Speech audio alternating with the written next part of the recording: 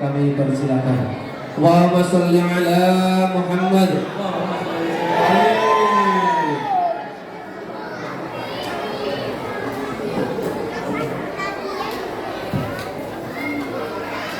Assalamualaikum warahmatullahi wabarakatuh.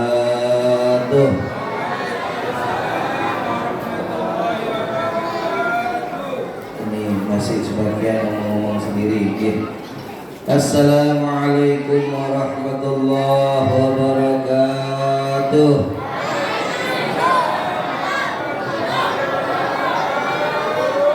Bismillah walhamdulillah wassalatu wassalamu ala rasulillah Sayyidina wa nabiyyina Muhammad bin Abdullah wa ala alihi wa sahbihi wa mawalah wa la hawla wa la quwwata illa billah subhanaka la ilma lana illa ma 'allamtana innaka antal alimul hakim.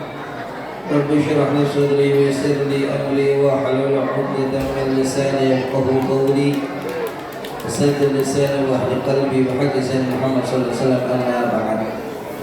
Hadratul muhtaramin, para alim, para asatid, para sesepuh, seluruh takmir Masjid Ar-Rahman yang saya hormati, hadirin, bapak-bapak, ibu-ibu, seluruh warga Perumahan Pesona Candi 3 yang mudah-mudahan insyaallah mendapatkan karunia rahmah dan barakah dari Allah Subhanahu wa taala. Mudah-mudahan insyaallah semuanya dalam lindungan daripada Allah, mendapat keberkahan khususnya di bulan Rajab ini, berkah dalam bulan Sya'ban, dan mudah-mudahan tetap diberikan panjang umur sehingga bisa meraih dan mendapati bulan Ramadan dalam keadaan sehat wa afiat. Amin Allahumma amin, amin Allahumma amin. Hadirin hadirat yang dirahmati Allah Subhanahu wa taala, menjadi satu kenikmatan kita adalah di mana kita dijadikan oleh Allah menjadi umatnya Nabi yang termulia. Kita menjadi umat daripada Nabi Muhammad sallallahu alaihi wasallam, Nabi yang Allah jadikan menjadi makhluknya yang paling termulia, mengungguli daripada makhluk-makhluk yang lainnya. Satu bukti kalau beliau adalah Allah jadikan lebih mulia dibandingkan daripada yang lain, menjadi pemimpin para nabi, para rasul, adalah peringatan malam Isra wal Mi'raj yang malam hari ini kita peringatinya. Pak, Bu, Nabi Musa itu sudah minta kepada Allah untuk bisa melihat kepada Allah Subhanahu wa taala.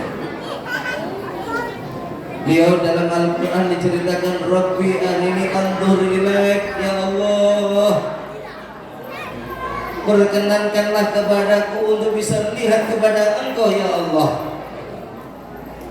Maka Allah menjawab, qala lan tarani, Musa, kamu gak bakal bisa untuk melihat aku. Kamu gak akan bisa untuk melihat aku. Kalau kepingin tetap untuk melihat aku, walakin dur ilal jabal, lihatlah kepada gunung ini. Fa in istaqarra makanahu fa sawfa tarani. Kalau gunung ini masih kokoh tetap berdiri, kau bakal akan bisa melihat aku, kata Allah.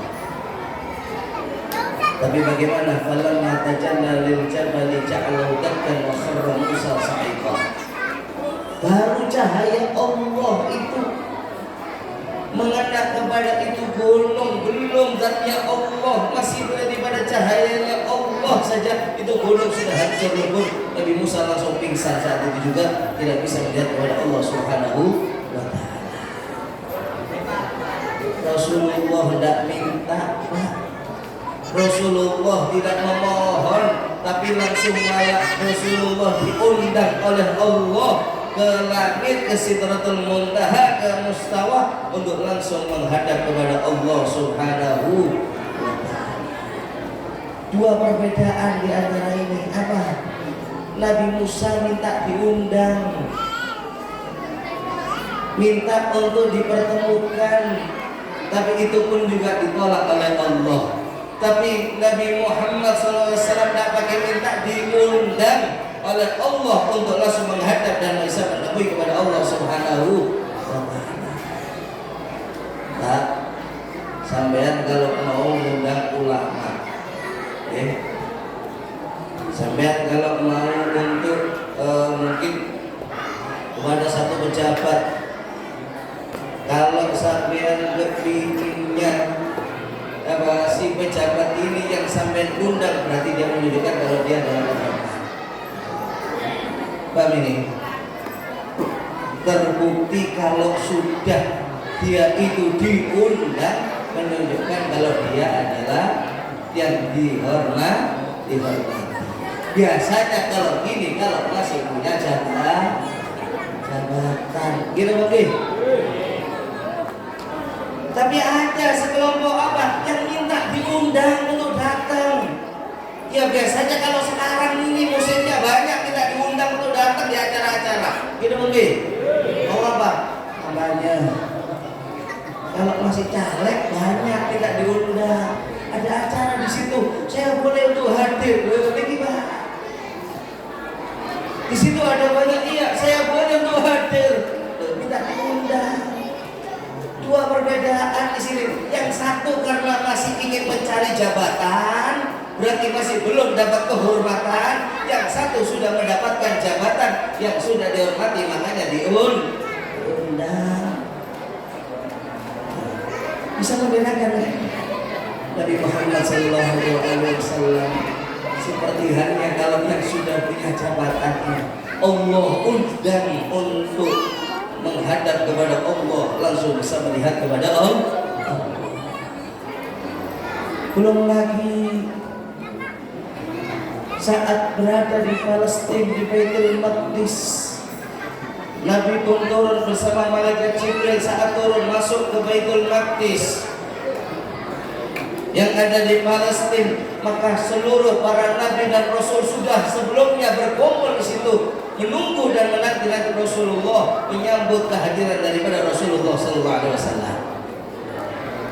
Bahkan meminta kepada Nabi untuk sholat dan menjadi imam daripada mereka. Ini permintaan bukan seperti tuan minta kepada bawahan, bukan seperti halnya daripada juragan minta kepada pegawainya, bukan seperti orang tua kepada anak yang itu adalah perintah, tapi ini adalah permohonan. Sehingga saat itu Nabi SAW pun maju untuk menjadi imam dari kepada seluruh para nabi, para rasul, termasuk juga malaikat Jibril alaihissalam. Nah, makanya sampai di Burdah itu dikatakan waqaddamat jami'ul anbiya'i biha war rusli taqdima makhdumin ala khadami, menyodorkan dan memohon mendahulukan, mengedepankan engkau wahai Muhammad seluruh para nabi, para rasul untuk menjadi imam dalam sholat saat berada di Baitul Maqdis. Seperti permohonan daripada pelayan memohon kepada Tuhan yang dilayaninya untuk maju dan menjadi imamnya mereka. Allahumma shalli ala Muhammad. Allahumma shalli ala Muhammad. Inilah nabi kita, dan alhamdulillah kita dijadikan oleh Allah menjadi umatnya Nabi, daripada nabi yang paling terbaik, daripada pemimpin para nabi, para rasul, bahkan daripada Sayyidul Khalaiq ajma'in, pemimpin para makhluknya Allah Subhanahu wa ta'ala secara keseluruhan. Allahumma shalli ala Muhammad. Hadirin yang dirahmati Allah Subhanahu wa ta'ala, sebenarnya daripada peristiwa Isra wal Mi'raj kalau kita ceritakan, gak akan tuntas dalam satu majelis. Tapi perlu untuk dicatat. Allah Subhanahu wa ta'ala dalam Al-Quran mengawali dengan kalimat subhana. Subhanalladzi asra bi'abdihi layla minal masjidil haram ilal masjidil aqsa alladzi barakna hawla. Kata para ulama, dengan Allah mengawali dengan kalimat Subhanalladzi Maha Suci Allah, itu sudah menjadi satu isyarat bahwasanya Allah Subhanahu wa taala yang menjalankan peristiwa Isra wal Mi'raj ini adalah apa? Dengan penuh keajaiban, dan itu dengan kekuatan daripada Allah, bukanlah dengan kekuatan daripada makhluk, termasuk daripada Nabi Muhammad SAW. Menunjukkan di sini kepada ketakjuban. Kalimat subhana itu adalah untuk hal takjub. Karena itu kaitannya kalau sudah urusannya Isra wal Mi'raj, bukan pakai akal, Pak. Bukan lagi pakai logika, tapi semuanya pakai iman. Makanya di sini menjadi tolak ukurnya saat itu keimanan umat Islam. Jadi peristiwa Isra wal Mi'raj itu karena juga jadi apa? Menjadi takaran untuk menyaring daripada orang Islam saat itu, mana yang benar-benar beriman, mana yang tidak. Karena ini pakai apa? Iman, bukan lagi menggunakan akal. Dan Allah yang menyatakan asra, bukan sara. Allah yang menjalankan, bukan Nabi yang berjalan sendiri di malam hari, tapi Allah yang menjalankan. Berarti dalam peristiwa Isra Mi'raj menggunakan kekuatan dan daya Allah, bukan lagi menggunakan kekuatan dan dayanya Nabi Muhammad Sallallahu Alaihi Wasallam. Makanya orang-orang kafir yang tidak memiliki keimanan saat pulang Nabi bercerita, kalau barusan aku sepulang daripada Baitul Maqdis. Seberapa lama? Oh, tuh banyak, ada yang ngomong sepertiga malam, ada yang ngomong setengah malam, bahkan ada yang menyatakan cuma sesaat. Kata para ulama, Nabi itu berangkat Isra Mi'raj dari Mekah ke Palestina, Baitul Maqdis, bahkan Mi'raj sampai ke Sidratul Muntaha, kembali lagi ke bumi, itu cuma dalam waktu yang singkat. Sampai-sampai dikatakan tempat duduk beliau masih hangat, belum berubah menjadi dingin, Nabi sudah kembali. Ya, belum berubah jadi dingin, Nabi sudah kembali. Saat diceritakan orang-orang kafir Quraisy itu langsung menolak semuanya, langsung ingkar. Kamu gila ya Muhammad? Perjalanan ke Palestina itu sekali jalan pakai onta yang cepat 1 bulan baru nyampe. Itu sekali jalan. Kalau PP berarti 2 bulan baru nyampe sini. Kamu baru ngomong sesaat tadi, sekarang sudah kembali ada di sini, ngomong sudah dari Palestina. Masya Allah. Akhirnya mereka kepingin tahu. Sudah kita tes. Kalau benar-benar kamu sudah dari Palestina, kamu sudah daripada Masjidil Aqsa, Baitul Maqdis, berapa jumlah daripada pintunya Masjidil Aqsa yang ada di Palestina? Tanya seperti itu. Sampai beberapa pertanyaan Nabi memohon kepada Allah, malaikat Jibril langsung mengatakan seperti halnya layar di depannya Rasulullah SAW menggambarkan daripada Masjidil Aqsa langsung di hadapan Nabi SAW. Sehingga Nabi tinggal langsung lihat, oh jumlahnya sekian. Tanya apa lagi? Ini jumlahnya sekian. Semua dijawab dengan benar. Tapi keimanan yang tidak masuk ke dalam hatinya orang kafir tidak menjadikan mereka juga tetap percaya kepada Nabi Sallallahu Alaihi Wasallam. Sebenarnya apa? Sebenarnya makanya kita ini harus melihatnya dengan kekuatan Allah, bukan kekuatannya kita, bukan akalnya kita. Kalau sampean misalkan berkata, ya saya barusan dari kota Makkah, baru tadi pagi misalkan ngomong seperti itu, mungkin bagi orang yang nggak pernah tahu dengan ada pesawat tercepat jet misalnya, dia akan mengatakan, kamu gila masa kamu sudah mau dari Makkah, padahal kamu sekarang tadi pagi berangkat, sekarang sudah ada di sini, tapi kamu ngomong sudah dari Makkah, kamu gila. Gak akan percaya. Kenapa? Pakai kekuatan ini. Sama seperti apa? Semut ngomong ke temannya, aku sudah dari Mekah. Aku sudah dari Mekah. Teman-temannya gak bakalan percaya. Padahal itu kalau pakai kekuatan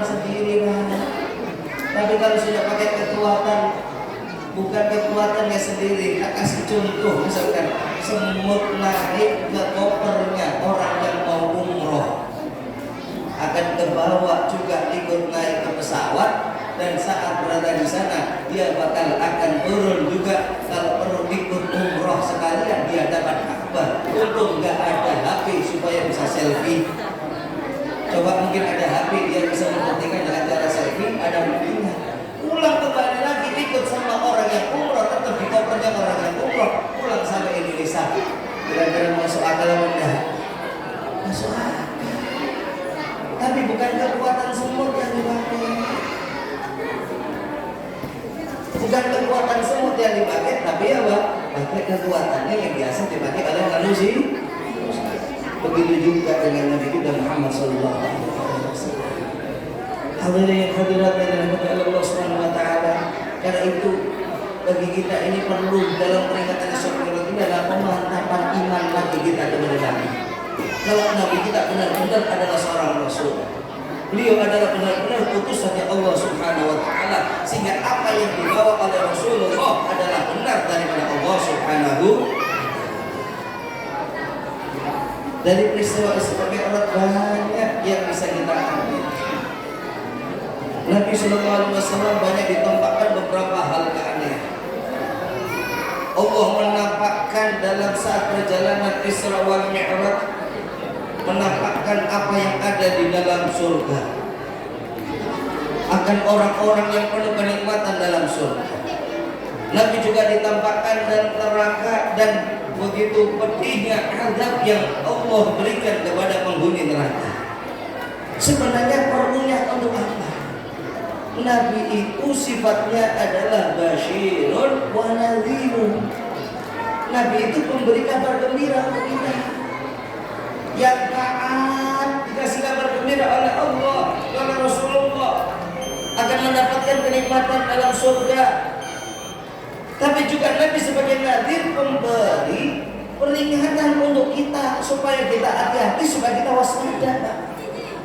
Jangan sampai jadi orang yang melanggar aturan Allah, supaya kita tidak mendapatkan azab yang pedih sebagaimana yang Allah tampakkan kepada Rasulullah dalam perjalanan Isra wal Mi'raj. Satu di antara kita, ini buahnya, dan yang ditampakkan di antara salah satunya. Nabi sallallahu alaihi wasallam pernah ditampakkan itu ada lubang kecil. Dari lubang ini kemudian muncul satu sapi yang besar. Ya dengan begitu sulitnya karena lubangnya kecil, yang keluar sapi yang begitu gede, sehingga sulit untuk keluar ini sapi. Setelah sudah susah payah sapi itu bisa keluar, mau dikembalikan lagi ke lubang yang kecil tadi. Lebih sulitan lagi untuk dikembalikan daripada saat keluar. Kita mungkin ibu-ibu paling paham ini. Ketemu anak, ambil kelebon anak, ambil sorok, kelebon anak mana? Walaupun anak wis ngeden, kalau sudah keluar coba masukkan lagi, gak akan mungkin, gak akan mungkin Ustaz. Ya gak akan bisa. Begitu juga gambarannya mustahil ini sapi mau dimasukkan lagi ke lubang kecil. Lihat keadaan ini. Nabi bertanya kepada malaikat Jibril, "Hadza Jibril, apa ini Jibril? Sudah keluar seperti ini sulitnya, kok malah mau dikembalikan lagi ke lubang kecil ini?" Ini gambaran daripada umat Muhammad. Kenapa? Mereka dengan mudahnya tidak jaga mulut, dengan mudahnya komentar, dengan mudahnya ngomong, seolah-olah omongannya nggak berpengaruh, seolah omongannya ini biasa. Ketika sudah menjadi fitnah yang besar, mau dicabut. Klarifikasi kalau saudara. Itu masuk kubu itu mau ditarik, fitnah sudah tersebar, nggak bisa mau ditarik lagi. Ini omongan. Malaikat sudah diperintah untuk mencatat la yalfidu min qawlin illa ladaihi raqibun. Jadi tidak terlafadzkan satu kalimat pun dari lidah kita kecuali malaikat raqib atid sudah mencatat itu kalimat, dan kelak akan kita akan dibalas oleh Allah atas ucapan kita. hati-hati Pak. Bu, kadang-kadang main ceplosan ngomong-ngomong ini biasa komentar nggih. Ono togon, oh ibu paling ngene ibu. Oh paling loyol ibu. Mosok sih kok cepet besugih lho. Jadi fitnah. Oh itu baru duit loyol. Akhirnya apa diasingkan. Hati-hati. Ya, omongan ini bahaya. Dan sekarang termasuk omongan itu tak cuma di lisan Pak, tapi ketika sampean di HP ini Pak, itu termasuk karena kata Imam Ghazali al-kitabatu ahadul lisanain. Tulisan itu termasuk salah satu dari dua lisan. Ada yang bersuara yaitu lidah kita, ada yang tanpa suara yaitu tulisan jenengan. Pakai tulisan tangan, pakai ketikan garang komentar di medsos dan lain sebagainya. Hati-hati. Nabi banyak mengancam tentang lisan ini. Saya katakan al-lisan saghirun jilmuh kabirun jaramuh. Lisan ini bentuknya kecil, tapi bahaya yang diakibatkan oleh lisan bisa besar. Perang bisa terjadi karena lisan. Perang kampung itu kadang-kadang namanya karena omongan lah. Kok kampungmu itu apa? Tuh, dicaci sedemikian, balas cacian, balas cacian, akhirnya apa? Terjadi pertikaian, bahkan antar keluarga sampai membesar antar kampung. Kalau perlu bisa terjadi pertikaian sampai antar suku dan antar agama. Na'udzubillah min dzalik. Makanya sampai Nabi itu pernah bersabda, hal yakubul insan fi nari jahannam ala manakhirihim wa fi riwayah ala wujuhihim illa hasabibu alsinatihim. Tidaklah seorang dimasukkan ke dalam neraka jahannam dengan terjungkal kepala terlebih dahulu yang masuk, kecuali kata Nabi apa? Hasil daripada ucapannya dia yang tak pernah dijaga. Bahayanya ucapan. Dengan sedikit ucapan sudah menjadikan dia dihadap oleh Allah dalam neraka jahannam. Bahkan terkadang dalam satu riwayat lainnya juga Nabi pernah bersabda, la innar rajula la yatakallamu bi kalimah la yara fiha ba'sa. Ada seorang yang dia berucap mungkin hanya sedikit, kalau perlu hanya beberapa kalimat, dia menganggapnya itu nggak memberikan pengaruh besar. Oh biasa, ini omongan biasa. Kalau perlu kan sekarang istilahnya guyon. Tapi katanya Nabi Sallallahu Alaihi Wasallam, Allah mengadab dia, dimasukkan ke dalam neraka yang dalamnya itu sakina kharifan 70 tahun, mulai dilempar sampai ke dasar baru nyampe 70 tahun lamanya. Bisa jenengan bayangkan seberapa dalamnya itu neraka. Kalau ada jurang yang terdalam sampai lemparkan batu kecil, mungkin berapa detik baru nyampe ke dasar. Dalam ini. Padahal cuma baru berapa detik, nggak nyampe 1 menit sudah kita katakan dalam.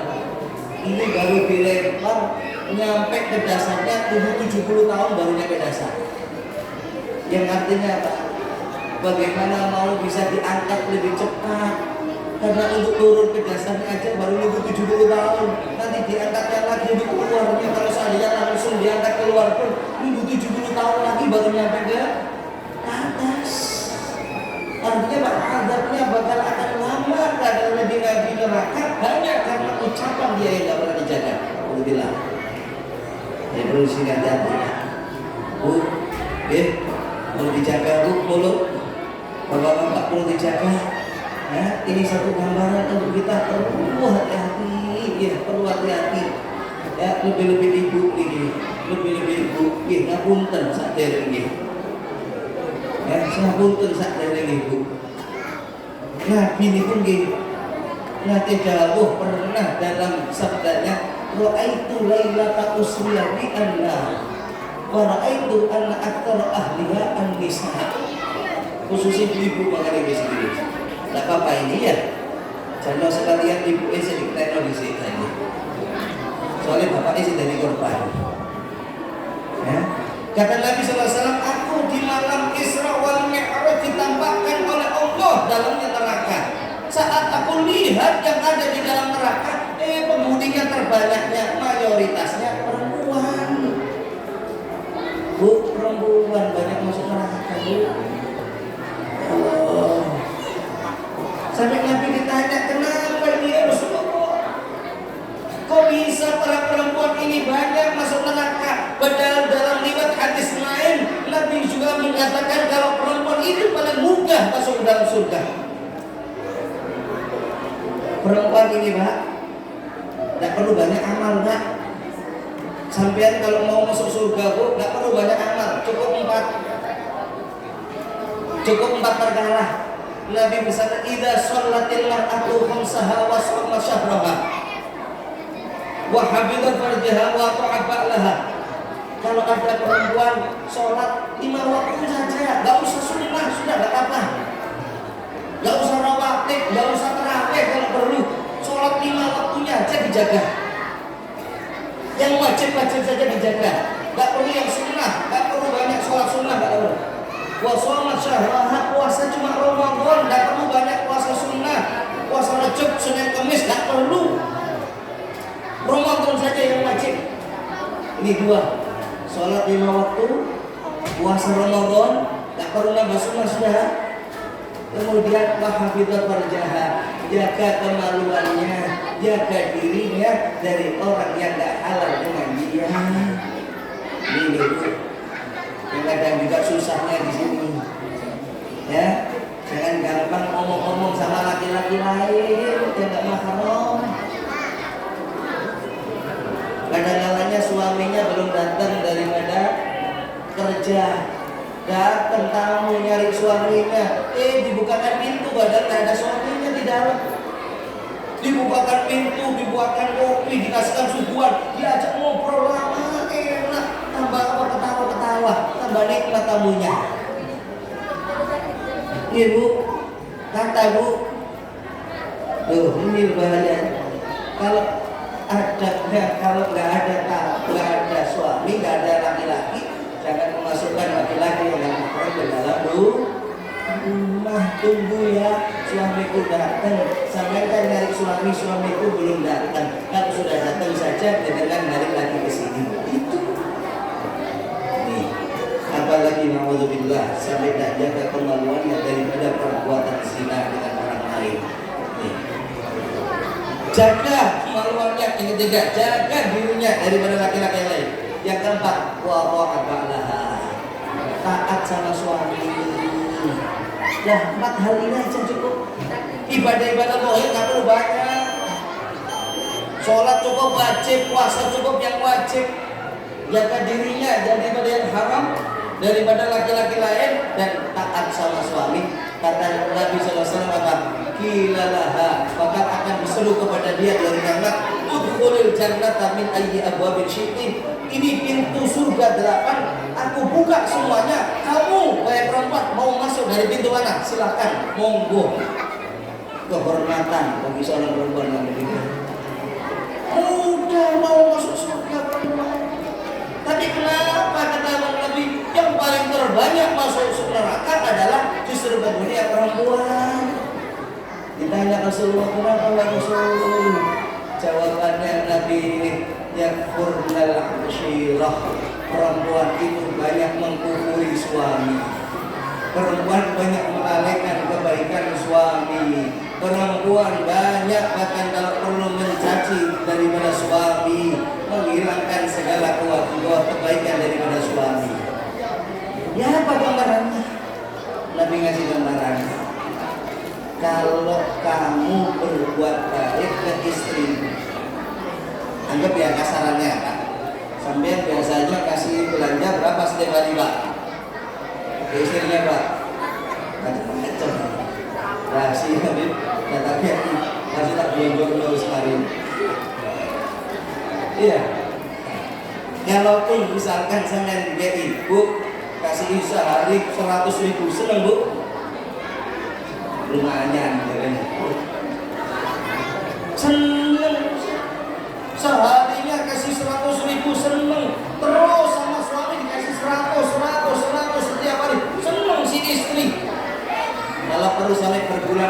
bertahun-tahun seharinya tidak pernah kurang dari 100, selalu 100.000.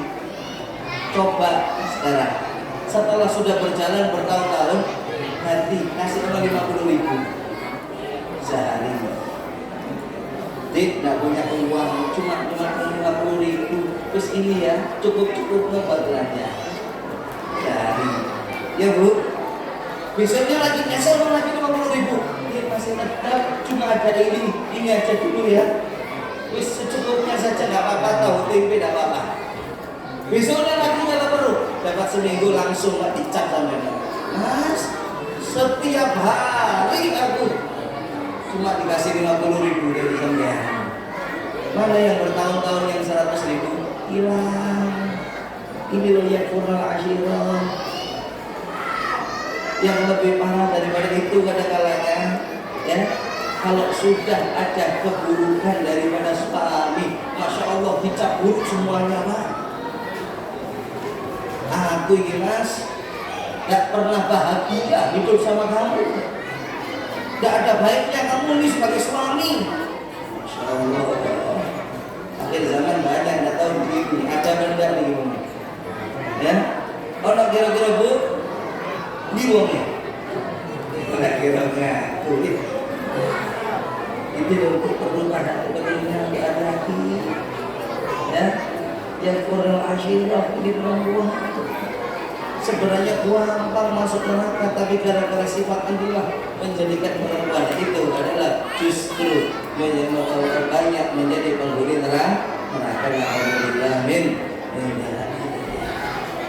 Makanya sampai ada cerita ini Pak, seorang murid ngomong sama gurunya, wahai guru, ya apa sih supaya aku bisa tahu sama aib-aibku sendiri, sama kekuranganku sendiri itu ya apa?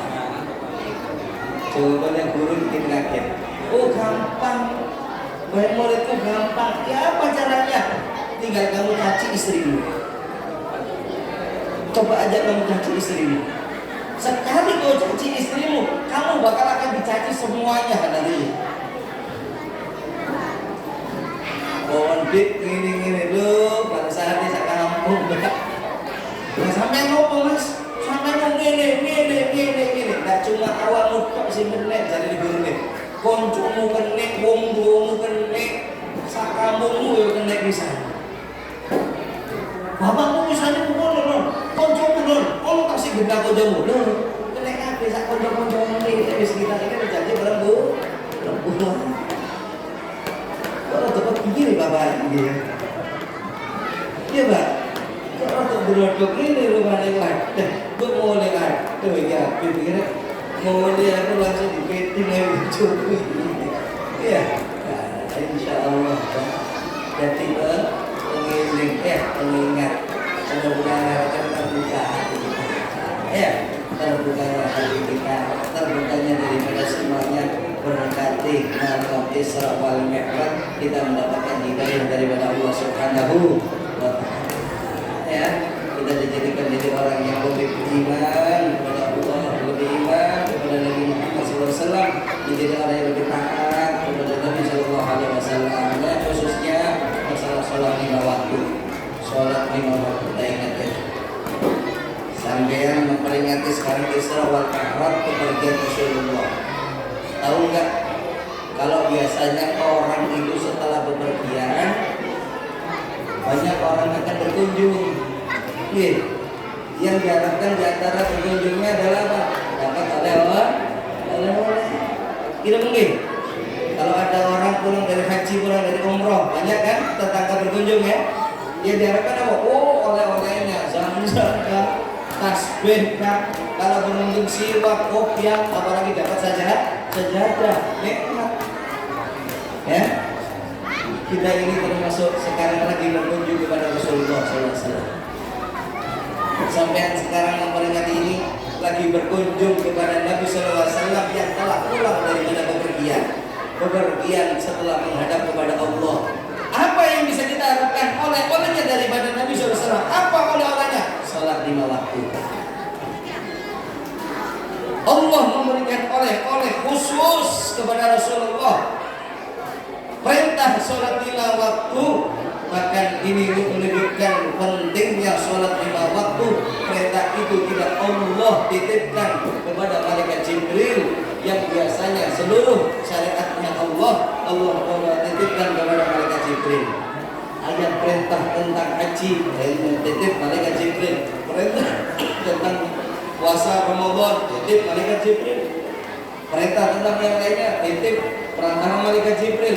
Tapi untuk sholat, khusus sholat, perintah itu titah langsung dari Allah tanpa satu perantara wasilah daripada malaikat Jibril, menunjukkan pentingnya daripada ibadah sholat 5 waktu. Makanya di sini jangan cuma lambi-lambi yang menyatakan acara, tapi lupa sama oleh-olehnya ya dari Allah SWT daripada acara ini, yaitu sholat 5 waktu.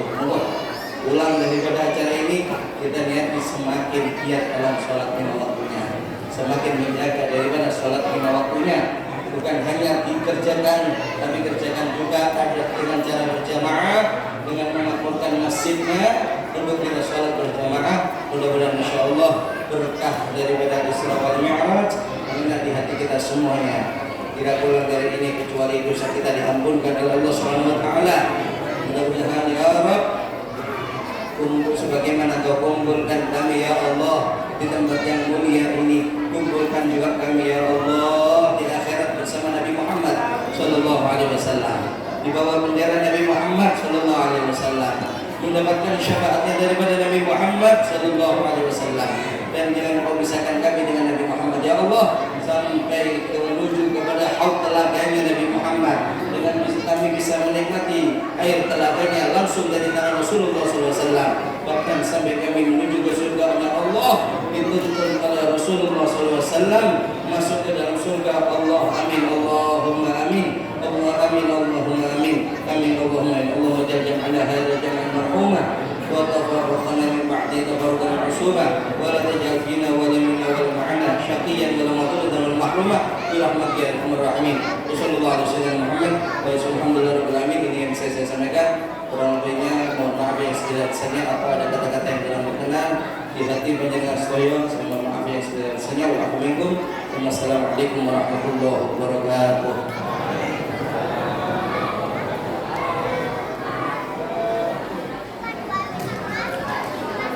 Allahumma salli wa sallim wa barik alaihi wa ala alihi.